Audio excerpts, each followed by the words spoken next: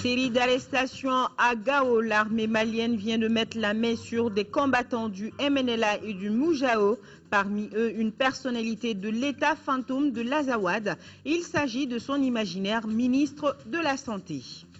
À Samanko, 30 éléments des forces de sécurité maliennes renforcent leurs connaissances. Ils apprennent les phases de destruction des explosifs. L'initiative est de la direction du génie militaire en partenariat avec le Bureau des Nations Unies au Mali. Au Cameroun, les recherches des 7 otages français enlevés mardi se poursuivent activement sur le terrain. Selon les autorités, c'est dans le nord-est du Nigeria, dans l'état de Borno, que pourraient se trouver les otages. Le Quai d'Orsay appelle à la prudence et à la discrétion. Merci de votre présence. Bonsoir à tous. Bienvenue à ce journal.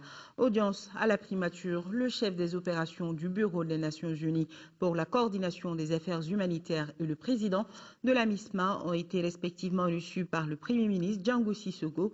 Si avec le premier, il a été question des besoins humanitaires des populations dans les zones de guerre, avec le second, les échanges ont porté sur le déploiement des forces de la MISMA et les modalités de la mise en œuvre de la feuille de route du gouvernement. Compte rendu d'audience, c'est avec Soumaïla Berté. La première personnalité reçue par le Premier ministre est le chef du Bureau des Nations Unies pour la coordination des affaires humanitaires. Jong Ging est en visite de prospection des besoins humanitaires urgents des populations touchées par la crise au Mali. Le responsable onusien s'est rendu à Mopti et Tombouctou où il s'est fait une idée de la question. Il était important que je vienne rencontrer M. le Premier ministre pour m'enquérir des priorités dans le domaine de la réponse humanitaire à la crise de ce pays. Et c'était important que je vienne lui renouveler l'engagement des Nations Unies à soutenir le Mali de l'action humanitaire. Maintenant que je suis rentré de Tombouctou et de Mopti, j'ai pu me rendre compte que les besoins sont nombreux et urgents. Le déploiement des forces de la MISMA est en cours et estimé à plus de 70%.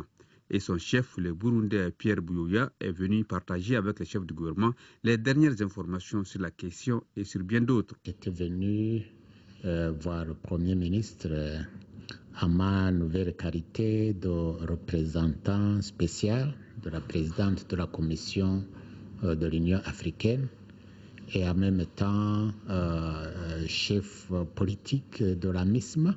J'étais venu faire un rapport au Premier ministre où nous en sommes dans le déploiement de la MISMA. Que ce déploiement, je lui ai dit que ce déploiement est largement avancé. Je crois que nous sommes à plus de 70% des effectifs sur le terrain. Deuxième point, je suis venu voir le Premier ministre pour m'enquérir sur l'évolution de la mise en application de la feuille de route. Aussi, le chef de la mission internationale de soutien au Mali est venu s'enquérir des nouvelles de la mise en place prochaine du Comité national de dialogue et de réconciliation. Pierre Buyoya n'a pas manqué d'exprimer tout le soutien de la communauté internationale à cette initiative nationale. Restons avec le directeur des opérations humanitaires des Nations Unies, John Jing, avant d'être reçu par le Premier ministre Django Sissoko, était en 5e région, précisément à Mopti, où il a rencontré le comité régional de crise. Il a également visité l'hôpital régional Sominé Dolo de Sévaré. Le récit de la visite, c'est avec notre correspondant Jules Sambou Sissoko. Le directeur des opérations humanitaires des Nations Unies, John Jing, foule pour la 2e fois le sol mopticien. Aussitôt arrivé à l'aéroport de Sévaré, il s'est rendu à l'hôpital régional Somineur Dolo. Ici, le visiteur du jour a eu droit à une visite guidée des différents départements de cette structure sanitaire de 2e référence.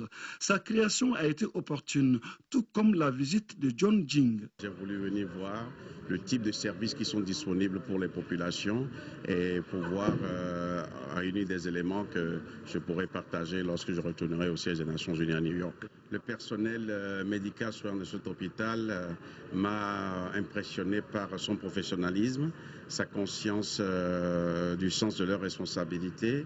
La visite a permis aussi de nous rendre compte des besoins de cet hôpital, des besoins qui peuvent permettre un fonctionnement plus optimal. La rencontre avec le comité régional de crise et le gouverneur des régions a surtout permis au directeur onusien d'avoir une meilleure compréhension de la situation humanitaire très préoccupante avec plus de 4 000 déplacés dans la région.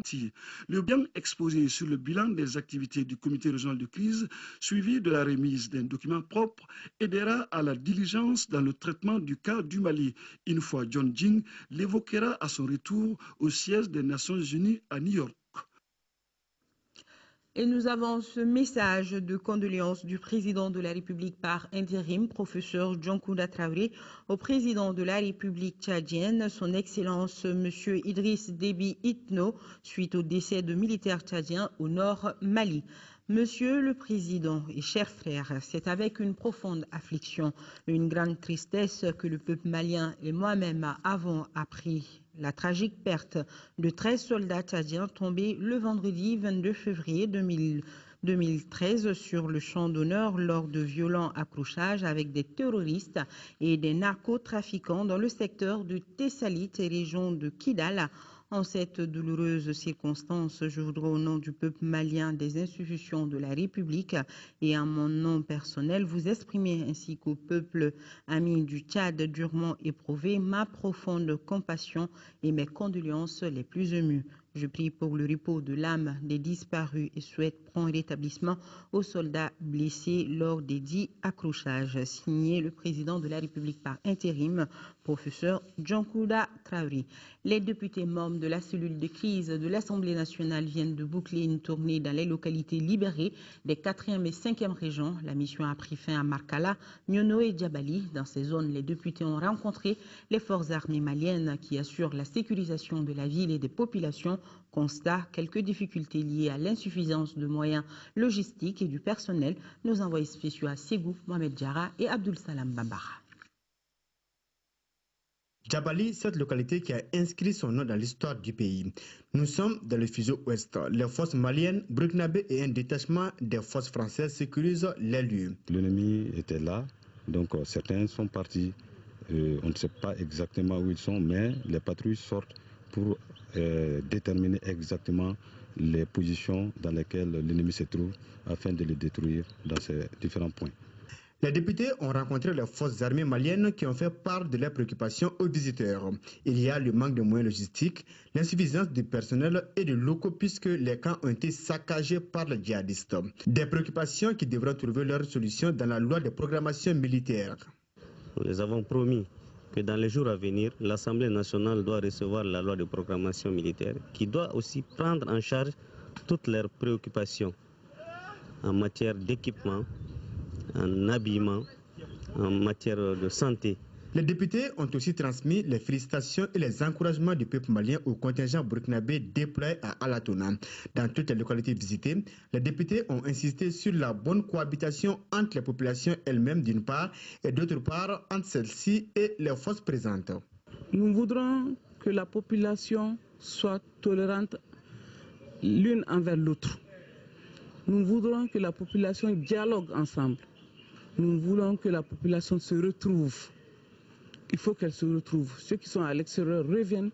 Ceux qui sont à l'intérieur aussi reviennent chez eux.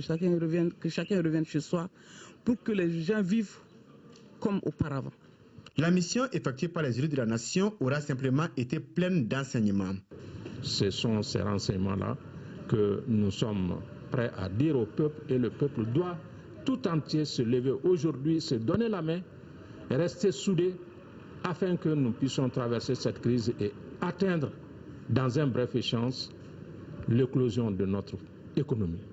À Ségou, les députés ont rendu visite aux blessés de guerre. Parmi ceux-ci, des militaires et un civil. À tout ceci, ils ont fait un geste symbolique. Les députés ont déclaré avoir pris bonne note des préoccupations des militaires et promettent de les transmettre à qui des droits. Et cela afin que l'armée soit mise dans les conditions lui permettant d'assurer sa mission de défense de l'intégrité du territoire. L'armée malienne vient de mettre la main sur des combattants du MNLA qui opéraient à Ménaka. Parmi eux, un Burkinabé, un Algérien et un Malien. Ces derniers étaient le ministre de la Santé du gouvernement imaginaire de l'État fantôme de l'Azawad. Nos forces armées et de sécurité ont également arrêté 6 combattants du Mujao à Gao. Les précisions, c'est avec nos envoyés spéciaux Daouda Sidiki Diarra et Massandoubia. Sale temps pour le MNLA, ce mouvement de bandits armés qui a saccagé et pillé les édifices publics et privés des régions du Nord a amorcé sa phase de déclic. Les forces maliennes ont arrêté 3 de ses militants à Ménaka. Cela s'est passé le 9 février dernier.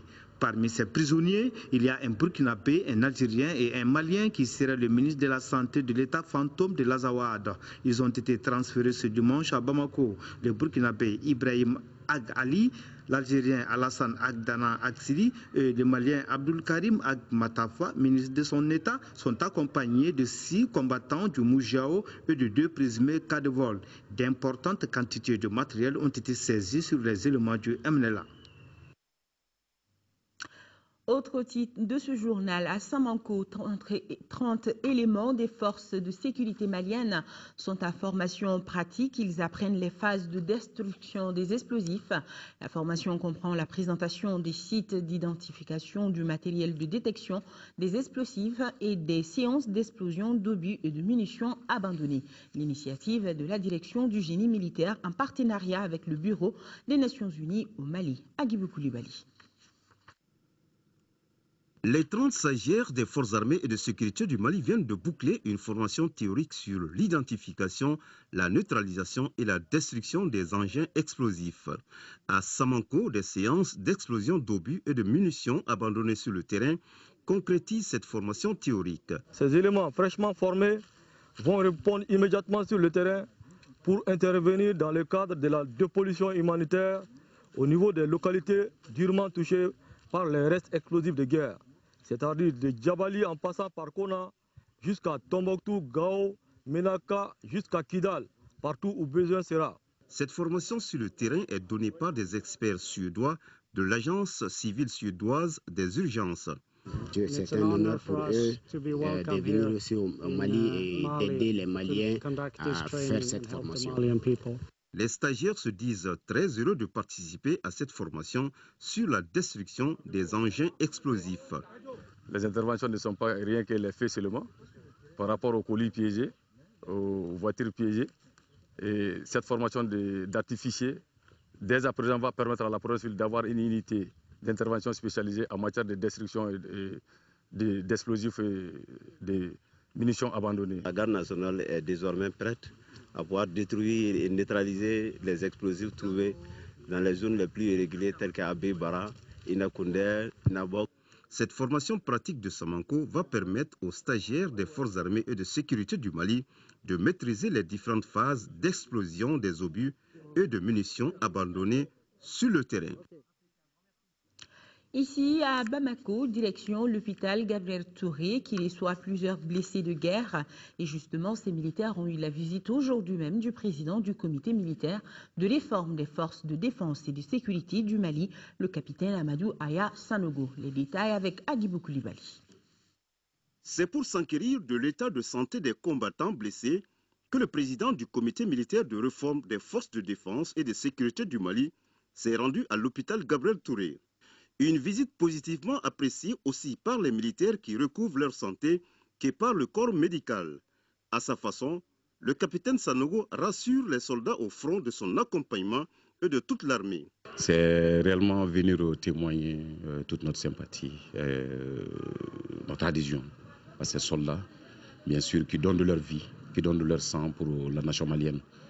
Et au-delà de ça aussi, profiter à chaque visite, donner un bonjour au corps médical militaire aussi bien que civil, de l'ensemble des hôpitaux du Mali, parce qu'ils sont en train d'abattre un travail formidable. On n'a pas de mots, on n'a pas d'argent, on n'a rien pour réellement payer l'effort qu'ils sont en train de faire pour cette nation malienne. Parce qu'accepter de mourir pour une nation, je pense que c'est quelque chose qui est noble et qui est donné uniquement aux soldats. Nous en sommes fiers. Et nous savons que la mission est encore difficile et ça demande beaucoup. Mais encore une fois, on leur demande de prendre plus de courage, plus de professionnalisme le respect des normes militaires et le respect des normes internationales. C'est avec un grand espoir que le capitaine et sa délégation ont quitté ses compagnons d'armes à l'hôpital Gabriel Touré. Les dons à l'endroit du Mali continuent d'affluer. C'est au tour de la République fédérale du Nigeria de mettre à la disposition de notre pays plus de 1500 tonnes de vivres comme soutien aux personnes déplacées, aux victimes de guerre. La réception a eu lieu ce matin à l'ambassade du Nigeria au Mali. Youssouf Diakité. Ce document signé entre l'ambassadeur du Nigeria et le ministre de l'Action humanitaire, de la solidarité et des personnes âgées met à la disposition du Mali plus de 1500 tonnes de vivres à destination des personnes déplacées et des victimes de guerre. Our desire is to live peacefully with one another. Notre désir, c'est de vivre en paix l'un avec l'autre. And be more occupied with development rather than crisis. Et de nous occuper davantage des problèmes de développement que des crises. Mali has had some difficulties in the last 10 months. Le Mali est confronté à des difficultés depuis les 10 derniers mois. We, as Nigerians, and the government of Nigeria have been very sad. Le gouvernement du Nigeria est très triste concernant ce problème. Over this development. We cannot feel at ease. Donc nous ne pouvons pas nous sentir à l'aise when our brothers and sisters here in Mali, quand nos frères et sœurs ici au Mali are suffering. Souffrent. Un sentiment, encore une fois de plus, de magnifiant de la solidarité qui existe entre les Africains, de façon générale, et entre le Nigeria et le Mali en particulier. Parce que, vous le savez, nos relations sont séculaires. Le sentiment aussi aujourd'hui que j'ai, c'est un sentiment de satisfaction parce que je l'ai dit tout à l'heure à son Excellence que je viens de Tombouctou, où des besoins énormes existent pour l'ensemble de la région. Et c'est une grosse opportunité pour nous aujourd'hui. Nous sommes engagés à réagir très rapidement. Donc aujourd'hui, Honorable nous donne l'occasion de pouvoir remplir nos engagements. Et dès la semaine prochaine, avec sa permission, c'est ce que nous venions de lui demander, nous allons faire partir le convoi à destination de la région de Tombouctou, de l'ambassade du Nigeria, pour encore une fois de plus marquer la solidarité africaine. En conclusion, les deux personnalités ont laissé entendre cette philosophie que tout le monde doit épouser désormais au Mali, à savoir vivre et laisser vivre et non vivre et laisser tuer. Fin de citation. Même élan de solidarité à Caille, les collectivités territoriales, le Haut Conseil islamique et les opérateurs économiques ont remis plus de 50 millions de francs CFA au comité régional de crise. Mahamadi Alioubari nous en dit plus.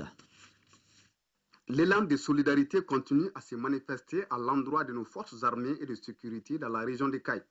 Au total, les opérateurs économiques, les collectivités et le Haut Conseil islamique ont remis au Conseil régional de crise plus de 20 millions de francs CFA, dont plus de 10 millions de francs CFA offerts par le groupement de commerçants de Caille. La France et d'autres pays amis ont accepté de sacrifier des vies humaines à notre côté.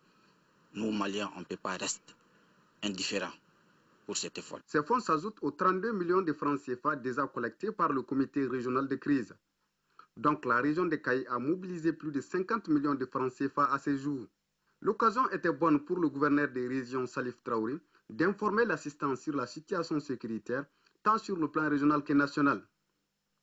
Aussi, le gouverneur s'est dit fier de ces dons et a invité la population à la vigilance.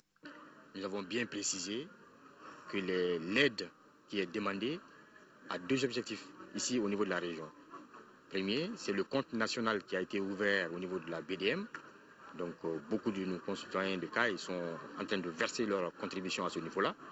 Mais également, certains sont en train de venir donner de l'aide au niveau du comité de crise pour permettre aux commandants de zone et à ces hommes de faire des activités au niveau de la région pour sécuriser la région. Après avoir formulé des bénédictions pour que le Mali retrouve sa stabilité, le comité de crise a salué l'effort des pays amis qui sont aux côtés de nos forces armées et de sécurité pour la reconquête des régions du nord de notre pays. À présent, une question. Comment sortir le Mali de l'imbroglio sécuritaire? La problématique est au centre d'une conférence du Parti pour la Renaissance nationale Parina. L'objectif de la conférence est de trouver des pistes de solutions permettant au Mali de retrouver la paix. Tcheblin Rami, président du Parina, estime que le processus du dialogue politique doit être enclenché sans délai pour la refondation de la démocratie et des institutions de la République. Brahma Traoré, reportage. Une conférence aux allures d'un cours magistral sur la crise sécuritaire et institutionnelle. Ainsi peut-on qualifier l'exercice auquel s'est livré le président du Parti pour la Renaissance nationale. Dans son explication, le numéro 1 du Parina mettra l'accent sur la nécessité de préserver la nation et de sceller un nouveau pacte national pour la paix et la réconciliation. Le conférencier estime également qu'il faut poser les fondations des renouveaux démocratiques et de la renaissance du Mali, le tout soutenu par un dialogue politique. Ce processus politique visera à crever les abcès, panser les blessures, tirer les leçons des secousses et des épreuves traversées, dessiner les contours du Mali post-crise et poser des fondations plus solides de l'édifice sur lequel reposera notre commune volonté de vivre ensemble. Pour vivre ensemble, le processus politique doit comporter 3 étapes selon le conférencier. La première est le dialogue intermalien. Pour ce faire, le président du Parina propose la tenue d'une mini-conférence nationale sur la crise du Nord. Elle regroupera les représentants de toutes les communautés du Nord, élus, société civile, chefs traditionnels, leaders religieux, leaders de femmes et de jeunes. Les groupes armés qui déposeront les armes et qui se plieront aux lois de la République. Les conclusions de ce congrès des communautés du Nord seront soumises pour amendement et validation aux assises de toutes les forces vives de la nation, afin de sceller un nouveau pacte national. Quant à la deuxième étape du processus politique, elle concerne l'élection des nouveaux présidents de la République, lequel à son tour devra organiser des assises nationales sur les causes de la crise, troisième étape du processus politique. Fort d'une légitimité fraîche, le nouveau président de la République prendra toutes les dispositions nécessaires pour la réunion des assises nationales ou des états généraux de la nation, afin de réfléchir sur les causes profondes de l'effondrement de l'armée et de l'État, du dysfonctionnement des institutions, des crises institutionnelles et sécuritaires. Autant de propositions qui servent de matière à réflexion afin de trouver une solution définitive et durable à la crise du Nord. Visite du ministre de l'Agriculture dans la région de Kaye. Baba Berté s'est rendu à Dramane, Seboutou Koura et Yelimane où il a visité des réalisations de l'Agence de développement rural dans le bassin du fleuve Sénégal, les réalisations faites avec l'appui de la Banque mondiale. Il s'agit des périmètres maraîchers qui sont généralement exploités par les femmes et les jeunes. Près de 200 millions de francs CFA ont été investis dans l'aménagement de ces périmètres maraîchers. À Yelimane, le ministre de l'Agriculture a été agréablement surpris par la culture de Decru, c'est ce que nous dit Jafar Aïdara. Le village de Dramane, situé à 80 km de Kaye, a été la première étape de cette visite du ministre de l'Agriculture. Sur place, Baba Berté a visité le périmètre maraîcher d'une superficie de 2 hectares 21 ar, le mode d'irrigation et le système californien. Le coût des travaux s'élève à plus de 34 millions de francs CFA, financés à 100% par la Banque mondiale à travers l'OMVS, le maître d'ouvrage et l'Agence de développement rural dans le bassin du fleuve Sénégal. Les bénéficiaires sont les femmes de Dramane. Les femmes dans nos sociétés vivent dans la précarité dans la plupart des régions, et donc de sorte que quand on fait un aménagement de ce genre qui profite aux femmes, je pense que c'est un projet qui est tout à fait pertinent parce qu'il permet aux femmes de mener des activités génératrices de revenus. Le ministre s'est rendu aussi à Seboutou Koura, à Kamankole, dans la commune rurale de Liberté d'Embaya, où il a visité le périmètre maraîcher d'une superficie de 40 hectares, dont la réalisation a coûté plus de 138 millions de francs CFA à la Banque mondiale. Les femmes de Dramane, c'est des braves femmes. Elles travaillent bien. Avant l'aménagement, elles ont eu le courage de cotiser, de prendre un prêt pour acheter un groupe motopompe pour pouvoir travailler cette terre-là. Dans le cercle de Yelimane, le ministre Baba Berté a été agréablement surpris par la culture de Decru dans la commune rurale de Djongaga. Ici, le village de Nyanyela a exploité 100 hectares de maïs. Ensuite, il a visité les périmètres maraîchers des femmes de Gori et de Nyogomera. Cette initiative du gouvernement est une initiative qu'il faut soutenir parce que c'est une initiative qui participe de la lutte contre la pauvreté. C'est un exemple très réussi. Nous ne gagnerons la bataille contre la pauvreté. Nous ne gagnerons la bataille contre l'insécurité alimentaire qu'à travers ce type d'aménagement de proximité. Il faut rappeler que là où le ministre a passé, il a prodigué des conseils pour qu'ensemble nous luttions contre l'insécurité alimentaire. Hors de nos frontières, dans le nord-est du Nigeria, dans l'état de Borno, les recherches des 7 Français enlevés mardi se poursuivent toujours. Selon les autorités, c'est dans cette région frontalière du Cameroun que pourraient se trouver les otages français. Par ailleurs, le Quai d'Orsay appelle à la prudence et à la discrétion. Kitimé est à moins de 5 km de la frontière avec le Nigeria. Le petit village de l'extrême nord du Cameroun est placé sous haute surveillance.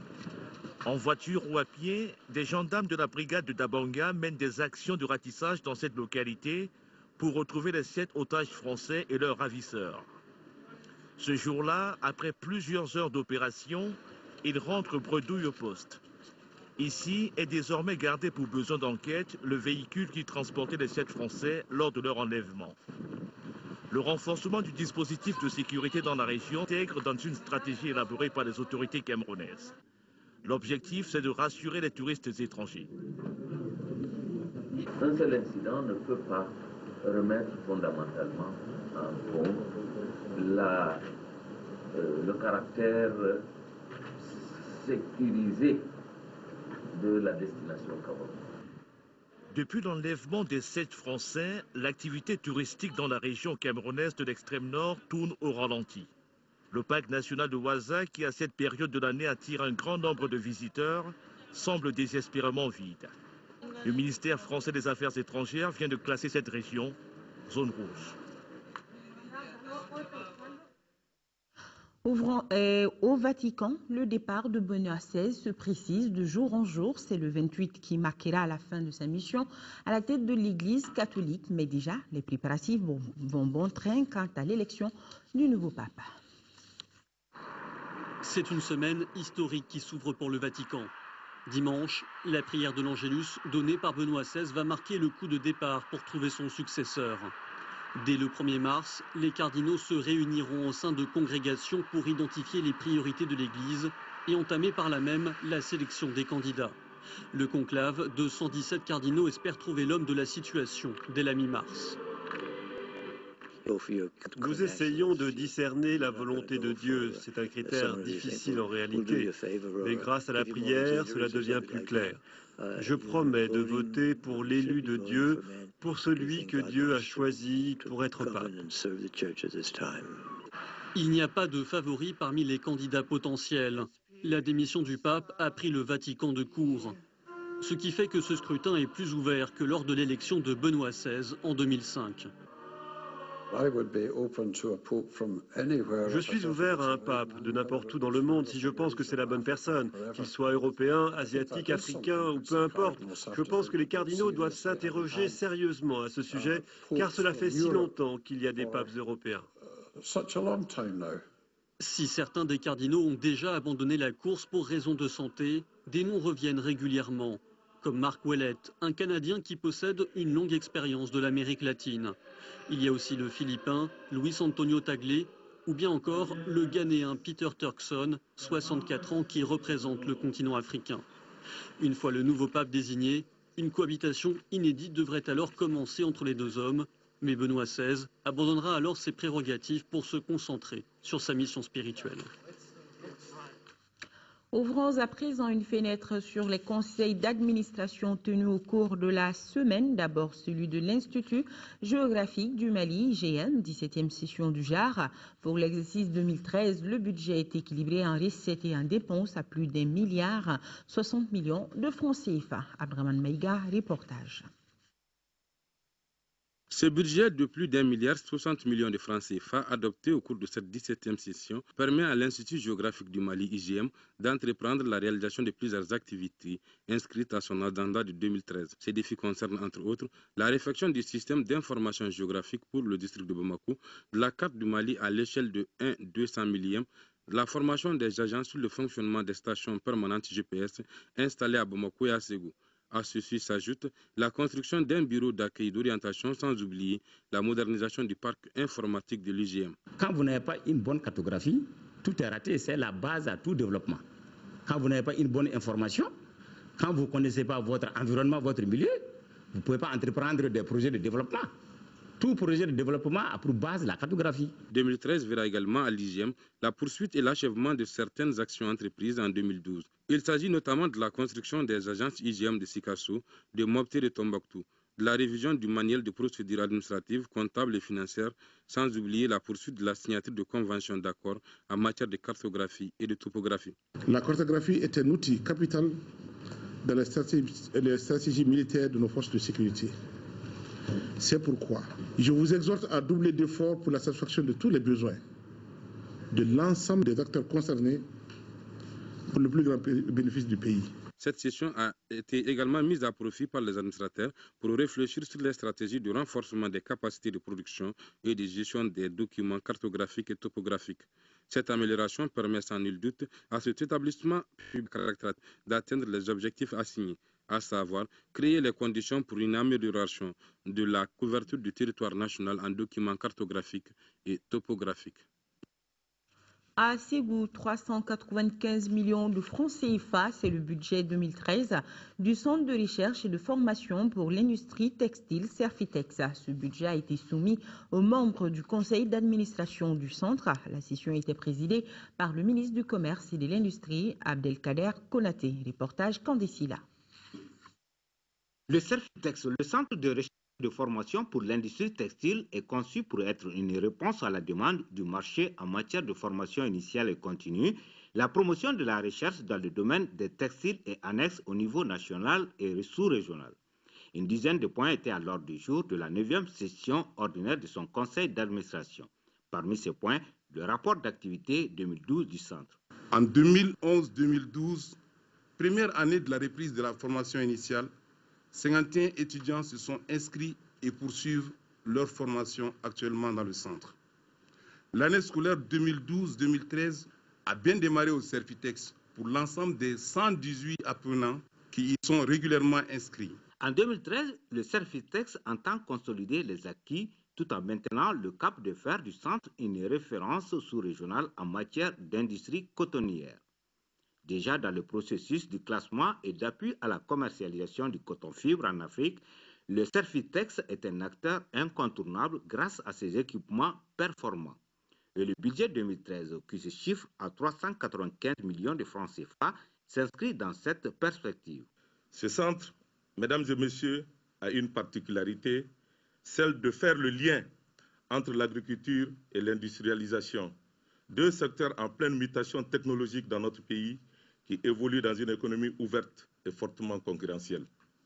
À cet effet, le Serfitex doit être un véritable creuset où la formation et la recherche s'orientent constamment vers la pratique en vue de permettre aux entreprises évoluant dans la filière coton-textile de réaliser des gains de productivité et de compétitivité. Les conclusions et recommandations issues de cette 9e session porteront certainement haut la candidature du centre au programme d'appui et de développement des centres d'excellence régionaux de l'UEMOA et au programme de formation en métrologie et management de la qualité dans l'espace IMEA, une des préoccupations majeures du centre. Voilà une session qui était présidée par le ministre du Commerce et de l'Industrie, Abdelkarim Konati. La mutuelle des travailleurs de l'éducation et de la culture, MUTEC, pérennise les actions de protection sociale de ses membres. Elle vient de signer une convention avec la Caisse nationale d'assurance maladie. Cette signature de convention permet à plusieurs dizaines de mutualistes de bénéficier des avantages de l'assurance maladie. Un mot d'autres précisions, c'est avec Agali Ag Aguissa. La signature de cette convention élargit la protection sociale aux adhérents de la mutuelle des travailleurs de l'éducation et de la culture MUTEC. Créée depuis 1987, la MUTEC vise à promouvoir la santé de ses membres à travers des cotisations. Un objectif qui rime bien avec l'initiative de l'assurance maladie obligatoire AMO. La mise en place de l'assurance maladie par l'État rentre en droite ligne des objectifs de la MUTEC, qui avait initié avec d'autres mutuelles l'assurance maladie volontaire afin de développer une culture de prévoyance et surtout la solidarité face aux risques maladie. Nous avons vite compris toute la mutualité que si la santé n'a pas de prix, même un coût. C'est dans cette optique que la MITEC s'est dotée depuis 1910 à Bamako pour assurer la couverture médicale de ses membres. La signature de cette convention avec la Caisse nationale d'assurance maladie CANAM ouvre les portes du centre à d'autres corps professionnels. Elle permet également aux adhérents de la mutuelle de bénéficier des avantages qu'offre l'assurance maladie obligatoire. La MITEC fera les prestations, elle fera ses factures, elle les enverra au même titre que les autres établissements de soins. Ceci couvre la consultation, les examens de laboratoire, les médicaments, le cabinet dentaire et toutes les explorations qui peuvent se faire au niveau de ce centre. Pour nous, ça nous paraît un élément assez important pour aussi soutenir la MUTEC dans son expansion. Et pour que le pactage soit complet aujourd'hui, je voudrais inviter la MUTEC à réfléchir, à se doter d'un appareil d'imagerie. Avec un budget annuel de 75 millions de francs CFA, les centres de santé de la MITEC enregistrent plus de 8000 consultations par an. Un mot de culture dans cette édition avec ce rendez-vous à ne pas manquer en janvier de Rose. Mobilisera le forum culturel de Tabitalpou international. L'association Tabitalpou au Mali a tenu aujourd'hui une réunion d'information et d'échange, réunion suivie par de communiquer cette réunion technique, à savoir les textes législatifs et Tabitalpou international, les terres de ferme internationale qui se tient à Mopti 14. Une rencontre qui a pour thème la transhumance et mode de gestion de la pâture, héritage culturel et enjeux. Il s'agit pour ses membres et sympathisants de Tabitalpou Mali de s'approprier des termes de référence du forum de Mopti et faire éventuellement des suggestions au plus tard en fin mars 2013. Nous avons un projet qui nous a été confié par le Bureau international.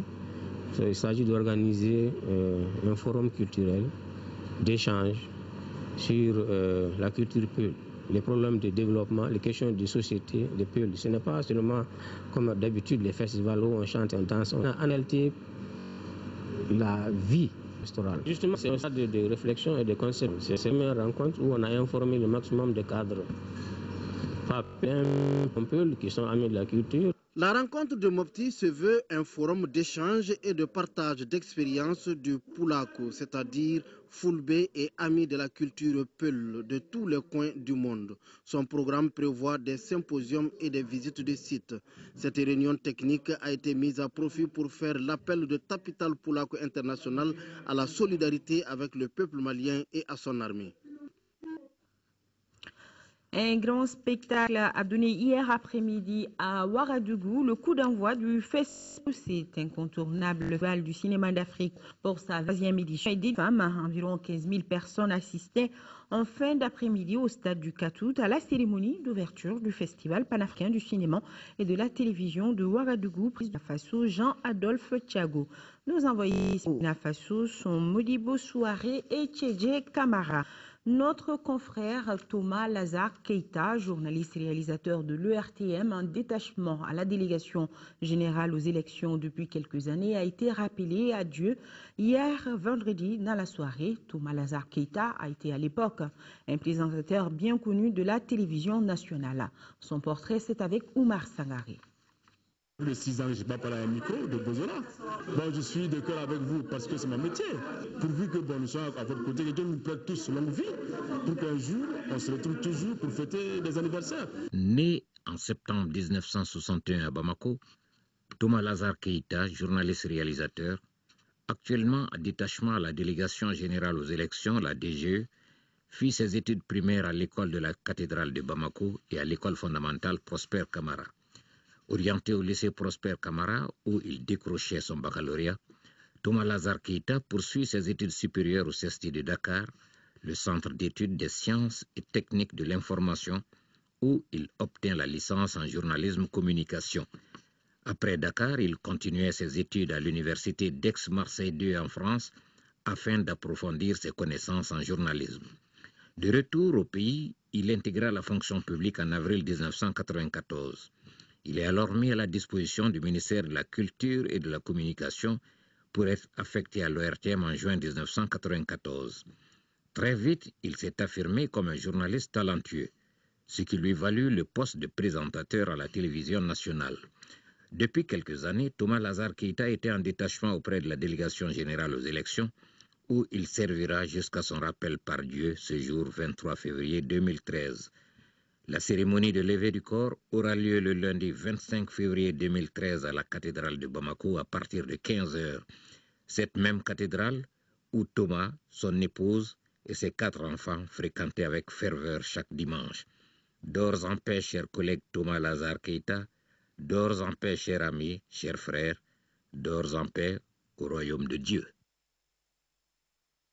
Voilà, les funérailles sont prévues ce lundi à 15 h à la cathédrale de Bamako. Par ma voix, toute la direction de l'ERTM présente ses condoléances les plus attristées à la famille, aux amis et aux proches du défunt. Que la terre lui soit légère. Amen. Retenez également tout notre soutien à nos forces armées et leurs alliés engagés dans le combat contre le terrorisme. Bon week-end, bonsoir et à demain. Merci.